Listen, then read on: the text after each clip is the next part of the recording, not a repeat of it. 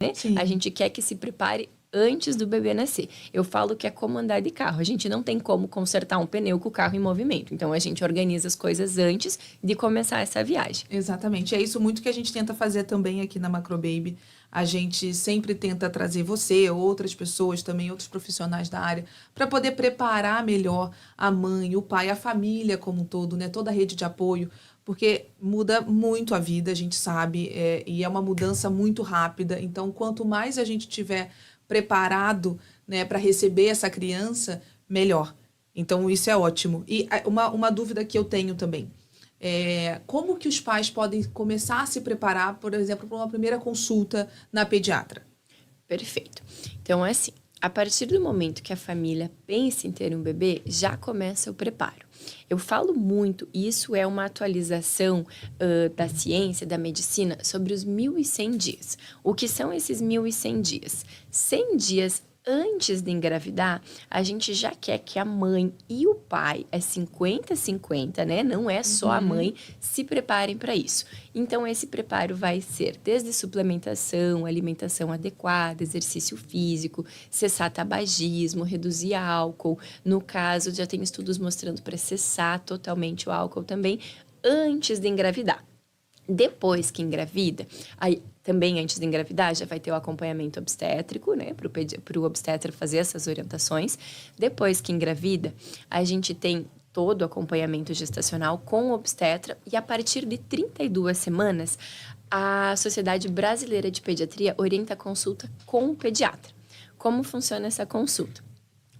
Vou falar da minha consulta, né? Mas, assim, o que é indicado.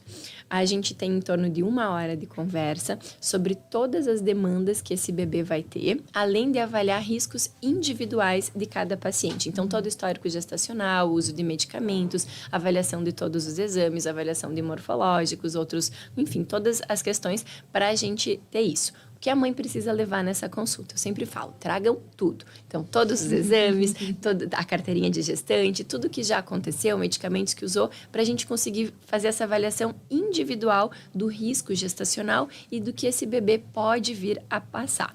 Muitas vezes acontece, do momento do nascimento, não ser totalmente como esperado. Sim. Esse bebê pode precisar de oxigênio, esse bebê pode precisar ir para a incubadora, pode ter alguma complicação pós-nascimento, como icterícia, amarelão, né? Alguma coisa assim. E quando a família está preparada, fica muito mais fácil. Não tem aquela quebra de expectativa que às vezes já gera frustração e já deixa a mãe no baby blues, né? Piora essa depressão pós-parto, piora aquele sentimento pós-nascimento. Então, a gente gosta de deixar tudo organizado, tudo preparado antes do bebê nascer. Principalmente, acho que a responsabilidade, né? Eu acho que a mãe, quando o bebê nasce, ela tem muito aquela responsabilidade do tipo, nada pode acontecer com meu filho, né? Aquela proteção extra e tudo mais. Então, se acontece alguma coisa, às vezes entra nessa questão de depressão. Eu não sou uma boa mãe, não sou isso, não sou aquilo, né? E depois do nascimento do bebê, quanto tempo depois que ele precisa ir na pediatra?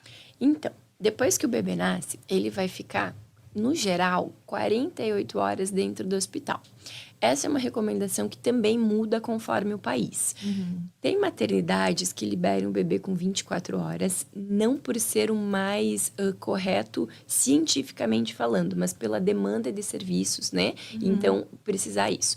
E tem países que mantêm o bebê 5 dias dentro do hospital, até ter certeza da amamentação bem estabelecida, que não vai ter nenhum tipo de complicações. O que a gente vê acontecer no Brasil, no geral? Em torno dessas 48 horas de avaliação hospitalar, e depois que o bebê vai para casa, a gente fala que precisa ter uma consulta, agora respondendo a pergunta, em torno dos 7 dias de vida.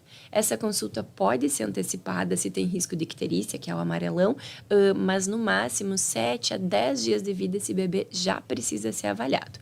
É a parte da vida mais importante para a gente acompanhar. Não só a transição da vida intrauterina para o nascimento, como as primeiras semanas e meses de vida. E com que frequência, assim, que o bebê precisa ir ao pediatra?